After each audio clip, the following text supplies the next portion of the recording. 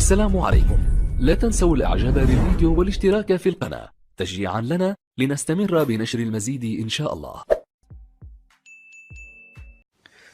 السلام عليكم. يتواصل الغموض حول مستقبل الدولي المغربي سفيان امرابط متوسط ميدان فيورنتينا الإيطالي لكرة القدم، المطلوب في مجموعة من الأندية الأوروبية أبرزها ليفربول ومانشستر يونايتد في الدوري الإنجليزي الممتاز. وعلم تي سبور من مصدر مقرب أن أحد أندية الدوري روشن السعودي تواصل مع وكيل أعمال سفيان امرابط تأهبا لتقديم عرض رسمي التعاقد معه هذا الصيف. وأوضح المصدر نفسه أن العرض السعودي تقدر قيمته بحوالي 20 مليون يورو، ويسعى النادي إلى التواصل مع فيورنتينا للتفاوض على ضم سفيان امرابط.